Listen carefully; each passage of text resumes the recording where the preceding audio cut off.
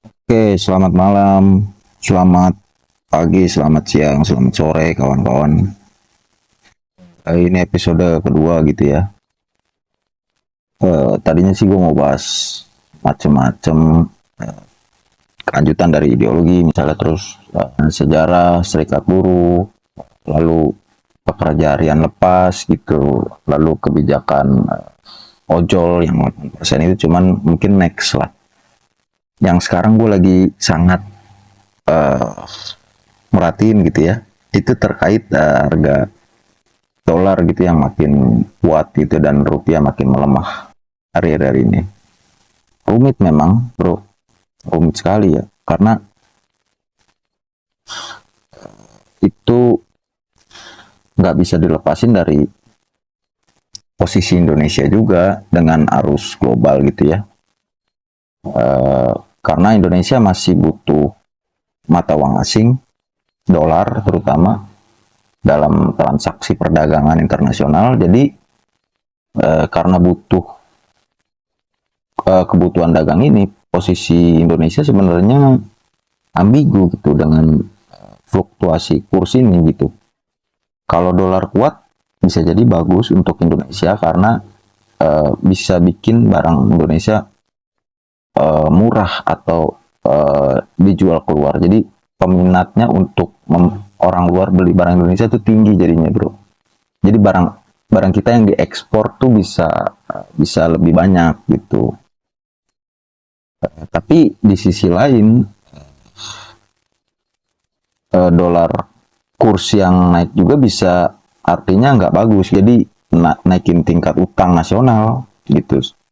Karena cadangan devisa asing kita banyak yang valuasinya dolar gitu. Nah, kalau begini naiknya nilai dolar itu artinya ekonomi nggak stabil lah. Perlu diperiksa. Kalau ekonomi kita didominasi sama industri dengan nilai tambah gitu ya, tentu artinya kenaikan valuasi dolar bagus karena barang kita jadi mudah untuk dijual keluar tadi gitu yang gue jelasin. Nah, tapi kalau kita nggak banyak sektor industrinya gitu, itu baru ekonomi kita bisa nggak bagus. Kalau yang gue baca gitu ya, eh, kenapa dolar gitu misalnya gampang keluar gitu, atau misalnya orang investor-investor itu yang pegang rupiah banyak sekarang nih nuker ke dolar gitu lah, sederhananya gitu ya, karena negara kita nggak punya kebijakan yang kuat terkait kendali kapital ini atau capital control ini gitu. Ini ngebuat akhirnya ekonomi kita sensitif, bro, sangat sensitif sama gerak mata uang asing ini gitu. Di sisi lain hal ini menunjukkan ketergantungan negara dengan dolar gitu. Artinya para pemegang dolar punya kuasa atau pengaruh yang sangat besar terkait kebijakan ekonomi suatu negara gitu.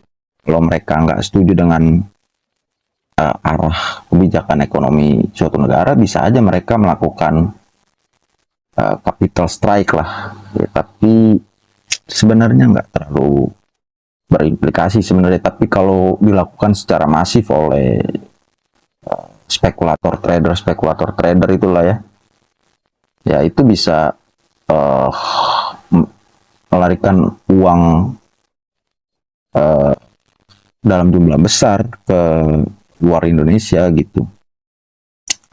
Karena rumit sebenarnya perkara dolar ini. Uh, Kalau kita baca gitu ya di sosial media misalnya, itu kan perdebatannya kencang sekali, bro. Ada yang bilang untung, ada yang bilang rugi. Ya beberapa hari terakhir lah gitu. Kalau kita lihat di sosial media gitu ya, Pak Bowo bilang bahwa eh ya rakyat desa kan nggak pakai dolar gitu. Ya sebenarnya nggak sesederhana itu juga, harusnya dia menjelaskan gitu. Eh, Pasti kan ada kekhawatiran dari rakyat kecil gitu terhadap eh, melemahnya rupiah gitu, karena kan kita punya histori itu kan gitu. apalagi kalau yang sedikit mengerti tentang uh, kebijakan dan ekonomi gitu ya, gue juga nggak tahu-tahu banget ya, sedikit aja lah gue tahu gitu ya. Di negara seperti Indonesia ini gitu ya, kalau kursnya lemah itu tuh kadang bukan urusan grafik ekonomi semata gitu ya. Kurs yang melemah gitu ya, yang tidak stabil itu bisa berubah jadi atau berdampak terhadap harga beras gitu ya, harga minyak goreng, ongkos transportasi, lalu cicilan, biaya hidup lah sehari-hari gitu, bensin, listrik, dan berbagai macam hal, sembako gitu. Itu sangat berdampak pada rakyat miskin gitu dengan melemahnya rupiah gitu. Menarik, setiap rupiah melemah, perdebatannya kan selalu muncul gitu. Sebenarnya rupiah lemah itu buruk atau justru bagus buat Indonesia gitu. Ada yang bilang kan, ya gua nggak tahu lah ya, dia memang netral atau gimana gitu. Di media sosial kan banyak sekali narasi-narasi yang bilang kalau rupiah lemah itu menguntungkan untuk Indonesia karena kita bisa ekspor gitu. Untung di ekspor lah intinya gitu. Ya, produk Indonesia jadi lebih murah dan diminati oleh pasar dunia gitu intinya. Sederhananya gitu kan. Lalu devisa naik, terus jadi ekonomi bisa tumbuh lah kira-kira.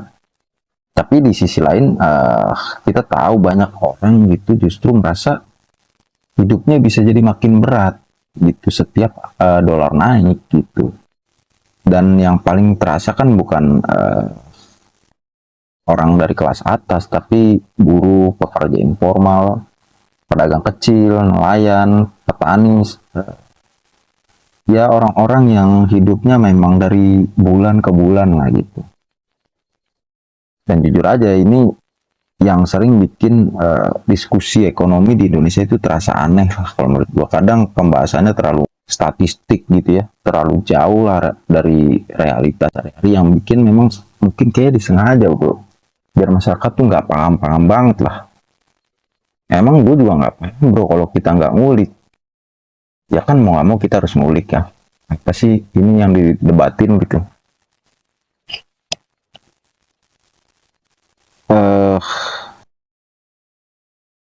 Padahal ekonomi itu kan ujungnya selalu balik ke, ke pertanyaan sederhana gitu ya.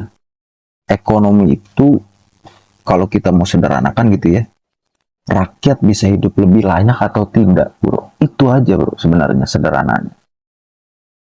Karena kalau kita lihat lebih dalam gitu ya, masalah Indonesia sebenarnya bukan cuma soal dolar naik atau turun. Masalahnya itu struktural bro. Kita nggak punya apa ya istilah roadmap yang jelas gitu, kayak Cina gitu ya. Dia bisa bounce back dari terpuruk bisa jadi raksasa lah gitu. Ya kita memang sering disebut negara yang sumber daya alamnya melimpah gitu ya kan. Oh, bisa ekspor batu bara besar, sawit besar, nikel gitu ya. Tapi kenapa setiap rupiah goyang, ekonomi kita tuh ikut limbung bro? Kan harusnya untung nih. Kalau rupiah melemah kan bahan-bahan ekspor komoditas tadi kan harusnya untung tuh. Nah kenapa ekonominya juga cenderung kayak gue nggak tahu lah ke depannya ya. Prediksi gue yang bisa nggak stabil juga gitu.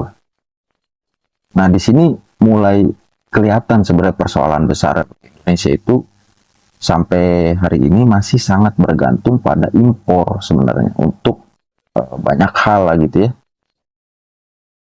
Misalnya bahan baku industri gitu, mesin, teknologi, terus komponen-komponen manufaktur, terus kebutuhan energi gitu ya, bensin dan lain-lain, dan pangan-pangan yang kita impor gitu. Jadi ketika rupiah melemah, biaya produksi tadi itu ikut naik bro. Kalau biaya produksinya naik, harga barang ikut naik. Gitu kan, ini sederhananya nih. Kalau harga barang naik, daya beli masyarakat turun. Ya kan, upah nggak naik ya, makin parah lagi bro. Di saat itulah industri nasional kita juga belum benar-benar kuat masalahnya. Itu kan pemerintah tahun ke tahun sering bicara hilirisasi, industrialisasi, bonus demografi gitu ya. Indonesia emas. Tapi masalahnya di lapangan banyak sektor manufaktur justru melemah gitu dalam beberapa dekade terakhir lah. Dan ini menarik karena uh, apa namanya persoalan rupiah ini sebenarnya cuma gejala lah. Sebenarnya penyakitnya itu adalah struktur ekonomi Indonesia itu kan terlalu lama bergantung pada ekonomi komoditas yang dan juga impor gitu. Nah, ekspor besar tapi nilai tambahnya sering tidak maksimal, bro. Jadi ya ada hilirisasi tapi belum tentu membangun rantai industri nasional yang benar-benar kuat gitu. Hanya kalau kita lihat negara kita itu tidak bisa terus berharap hanya dari apa namanya lonjakan komoditas ya atau proyek besar gitu. Karena basis industrinya rapuh, bro. Sedikit gejolak gitu ya, gejolak global gitu ya, rupiah bisa langsung terjun payung gitu. Nah dari situ muncul pertanyaan gitu ya, kalau harga-harga naik karena rupiah melemah, apakah solusi paling realistis untuk orang miskin, buruh itu adalah menaikkan upah? Itu kan pertanyaan solutifnya tuh. Nah tentu ini juga memang perdebatan juga gitu untuk serikat buruh. Tentunya biasanya argumennya bahwa ya upah memang harus naik supaya daya beli rakyat itu tidak hancur, bro, dimakan inflasi tadi itu.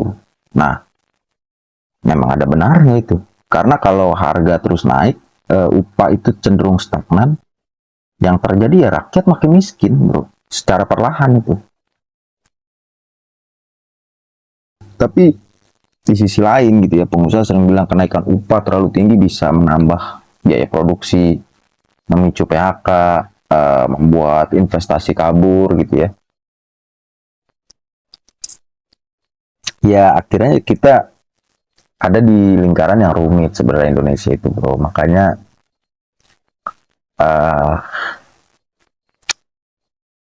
kalau buru-buru itu minta upah naik, terus biaya produksi ikut naik, biaya produksi naik, harga barang bisa naik lagi gitu. Dan di sini kita harus mulai melihat persoalan di Indonesia itu dengan lebih jujur lah, lebih jujur dan lebih dalam, bahwa masalahnya bukan soal bukan cuma soal siapa yang pro masyarakat atau pro pasar gitu, tapi soal model ekonomi apa yang sebenarnya sedang dibangun negara gitu. Tapi kalau ngeliat arus dan berbagai kebijakan ya memang gue cenderung pesimis juga ya. Ya gimana bro? Model ekonomi kita itu sebenarnya tidak memperkuat industri nasional lah. Itu cenderung ketergantungan sama impor. Lalu komoditas mentah dan konsumsi gitu. Itu pertanyaan, rupiah melemah, yang paling cepat merasakan sakit justru rakyat kecil gitu. Dan itu yang akan menjadi perdebatan panjang lah. Gua sebenarnya udah baca hal ini, bro. Jadi kita inilah yang ekonomi lemah gitu ya, kelas pekerja gitu yang berat gitu. Mau rupiah naik, mau rupiah turun, kita tetap di posisi yang tidak diuntungkan sebenarnya, bro. Karena secara model ekonomi ya kita memang tidak diuntungkan gitu di Indonesia gitu ya. Kalau boleh jujur, sekarang gini nih, gua sederhanakan ya. Rupiah melemah. Jadi dolar naik nih 17.000 atau dolar terus nanti sampai 20.000 misalnya. Kita rugi, bro. Sebagai orang miskin ya. Gua nggak ngomong secara keseluruhan, sebagai orang miskin kita rugi karena pasti bahan-bahan tuh naik plus semua, biaya hidup tuh naik pasti. Lalu rupiah menguat gitu ya. Uh, ya ya belum tentu juga kita merasakan dampaknya gitu, bro. Kalau pemerintah nggak punya strategi yang jelas gitu ya. Ya kalau orang-orang kaya itu mah ya dia tinggal main-main aja lah di spekulan itulah. Kita ini yang harus memikirkan gitu ya. Memang harus dibuat roadmapnya yang terstruktur gitu ya, menggunakan prinsip perlindungan kelas menengah ke bawah atau kelas pekerja lah, gua sederhanakan bahasanya. Jadi kebijakan ekonomi ini ya, strategi ekonomi itu harus berbasiskan prinsip perlindungan kelas pekerja, bro. Artinya kendali kapital ini apa namanya solusi sementara lah gitu ya. Yang harus dipastikan itu sebenarnya gimana ekonomi kita nggak bergantung dengan dinamika naik turunnya dolar ini gitu. Itu bisa kita dorong dengan kebijakan yang membuat industri kita produktif. Kenaikan dolar bisa dikompensasi dengan peningkatan permintaan produk kita di luar negeri gitu, ke luar negeri gitu ya. Industri yang produktif juga bisa membuat kita memenuhi kebutuhan domestik gitu, kebutuhan dalam negeri gitu ya, yang dengan sendirinya menurunkan permintaan akan konsumsi barang-barang impor gitu misalnya. Intinya industrialisasi itu penting sekali, bro.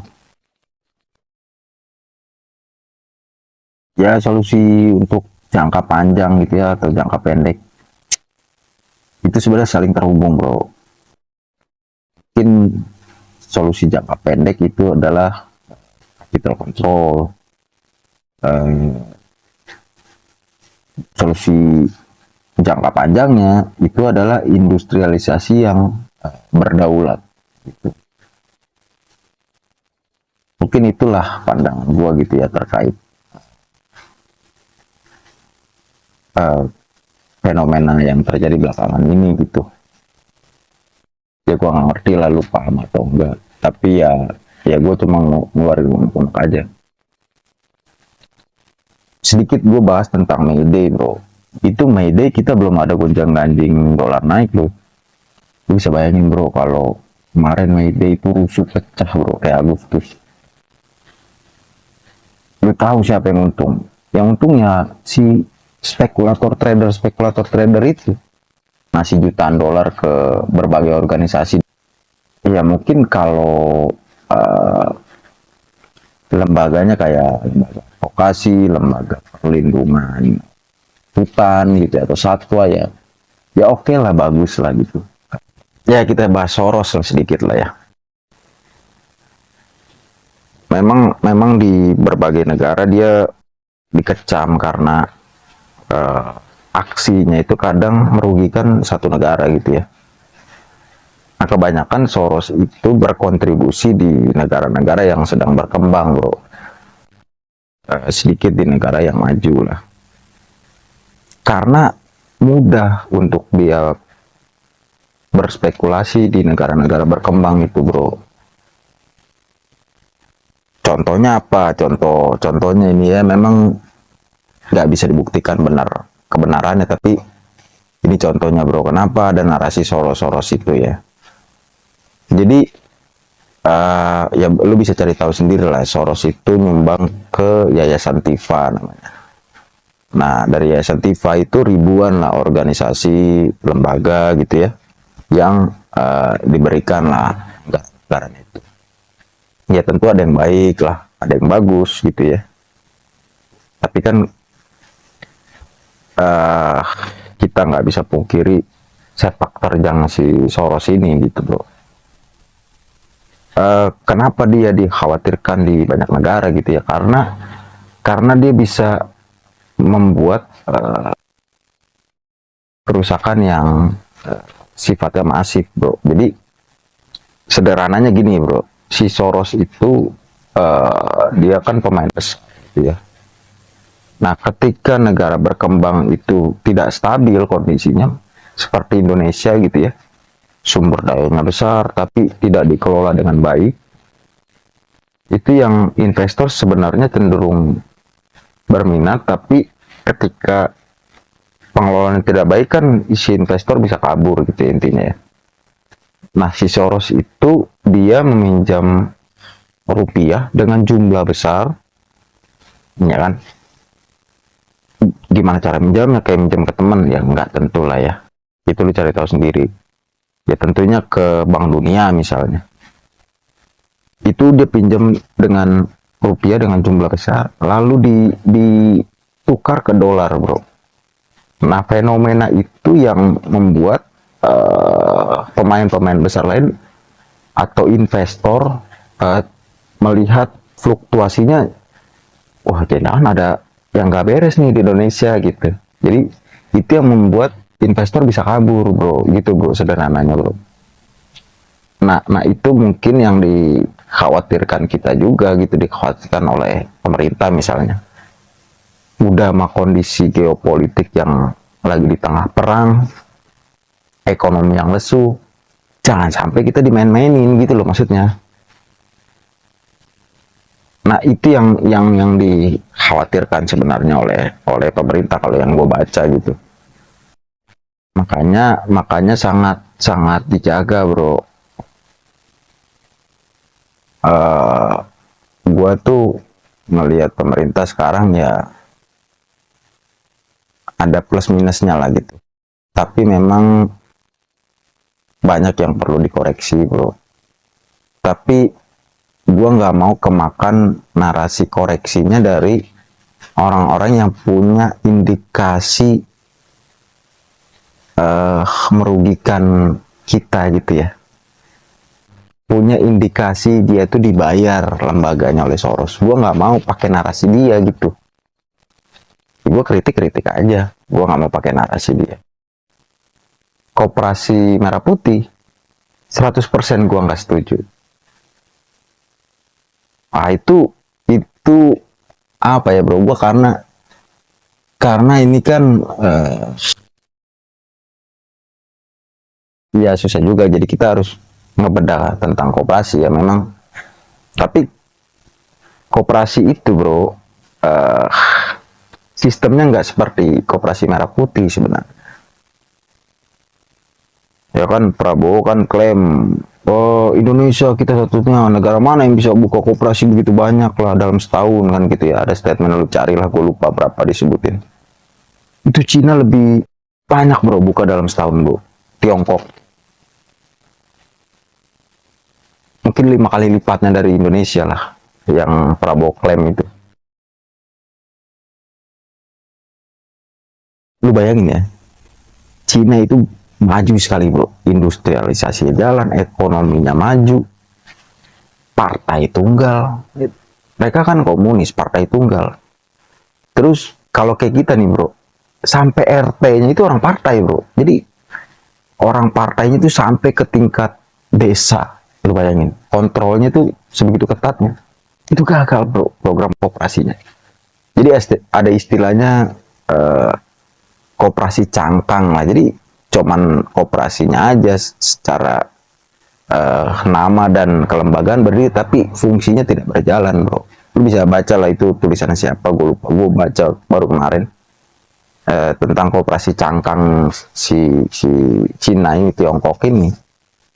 Apalagi Indonesia bro, yang multi partai, multi kepentingan. Ya mungkin segitu dulu lah ya.